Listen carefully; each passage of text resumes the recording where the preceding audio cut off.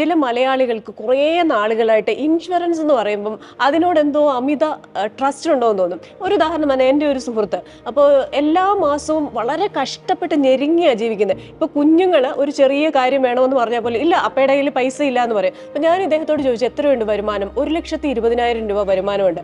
പിന്നെ എവിടെയാണ് നിങ്ങളുടെ വരുമാനം പോകുന്നത് എന്ന് ചോദിക്കുമ്പം അദ്ദേഹം പറയുന്നത് 80,000 രൂപ ഇദ്ദേഹത്തിൻ്റെ ഇൻഷുറൻസിലേക്കാണ് പോകുന്നത്. നമുക്കൊരു ഇൻഷുറൻസ് കവറേജ് എന്തിനു വേണ്ടിയാണ്? ഇപ്പോൾ ഇൻഷുറൻസ് കവറേജ് എന്ന് പറഞ്ഞാൽ ഈ നമ്മുടെ കാറിലെ സീറ്റ് ബെൽറ്റ് പോലെ പ്രൊട്ടക്റ്റ് ചെയ്യുക, നമ്മളെ കുടുംബത്തെ ഫിനാൻഷ്യലി പ്രൊട്ടക്റ്റ് ചെയ്യുക എന്നതാണ് ഈ ഇൻഷുറൻസ് കൊണ്ട് ഉദ്ദേശിക്കുന്നത്.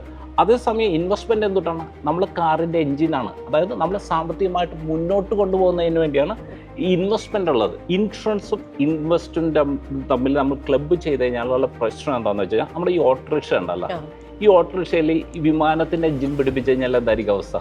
അത് റോഡിൽ ഓടുമെന്ന് വെച്ച് കഴിഞ്ഞാൽ ഓടില്ല, ഇനി പറക്കുമെന്ന് വെച്ച് കഴിഞ്ഞാൽ പറക്കുകയില്ല. അപ്പോൾ നമ്മളെ സംബന്ധിച്ച് സാധാരണ ഒരു ട്രഡീഷണൽ ആയിട്ടുള്ള ഒരു ഇൻഷുറൻസ് പോളിസിയുടെ ഏറ്റവും വലിയ പ്രശ്നം അവിടെ നമുക്ക് ഏകദേശം ഒരു 4-5% റിട്ടേൺ ലഭിക്കുന്നത്. അപ്പോൾ നമുക്ക് ഇത് വെച്ചിട്ട് നമുക്ക് ഇൻഫ്ലേഷൻ ബീറ്റ് ചെയ്യാൻ നമുക്ക് ഒരിക്കലും നമുക്ക് നടക്കില്ല. രണ്ടാമതായിട്ട് നോർമൽ സിറ്റുവേഷനിൽ നമുക്ക് എത്ര കവറേജ് വേണം? ആനുവൽ ഇൻകത്തിൻ്റെ ഏകദേശം ഒരു 10 മടങ്ങ് തുടങ്ങി 20 മടങ്ങ് വരെ കവറേജ് നമുക്ക് വേണം. അതായത് എനിക്കൊരു 10 ലക്ഷം രൂപ ആനുവൽ ഇൻകം ഉണ്ടെങ്കിൽ 1 കോടി തുടങ്ങി 2 കോടി രൂപയെങ്കിലും കവറേജ് എന്നെ സംബന്ധിച്ച് വേണം. അപ്പോൾ സാധാരണ ഈ പറഞ്ഞ ട്രഡീഷണൽ ആയിട്ടുള്ള ഒരു ഇൻഷുറൻസ് പോളിസിയിൽ നിന്ന് എനിക്ക് 1 കോടി രൂപയുടെ കവറേജ് വേണമെന്നുണ്ടെങ്കിൽ ഞാൻ ഏറ്റവും ചുരുങ്ങിയത് 5 ലക്ഷം രൂപയെങ്കിലും പ്രീമിയം അടയ്ക്കേണ്ടി വരും. അതുകൊണ്ട് നമ്മൾ ഫോളോ ചെയ്യേണ്ട ഒരു പ്രിൻസിപ്പിൾ എന്താണെന്ന് വെച്ച് കഴിഞ്ഞാൽ, നമുക്ക് ഇൻഷുറൻസിന് വേണ്ടി ടേം ഇൻഷുറൻസ് വളരെ കുറഞ്ഞ പ്രീമിയത്തിൽ, അതായത് ഇപ്പോൾ ഒരു 30,000-40,000 ഒക്കെ മുടക്കി കഴിഞ്ഞാൽ നമുക്ക് 2 കോടി രൂപയുടെയൊക്കെ കവറേജ് നമുക്ക് എടുക്കാൻ പറ്റും. അപ്പോൾ ആ തരത്തിലുള്ള ഒരു ടേം ഇൻഷുറൻസ് എടുക്കുക.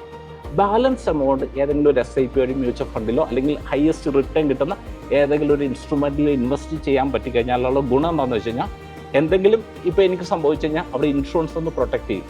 ഇനിയൊന്നും സംഭവിച്ചില്ല, എൻ്റെ ഇൻവെസ്റ്റ്മെൻറ്റ് വളർന്ന് എൻ്റെ ഫ്യൂച്ചർ ഗോൾസ് എല്ലാം അച്ചീവ് ചെയ്യുന്നതിന് അത് സഹായിക്കും.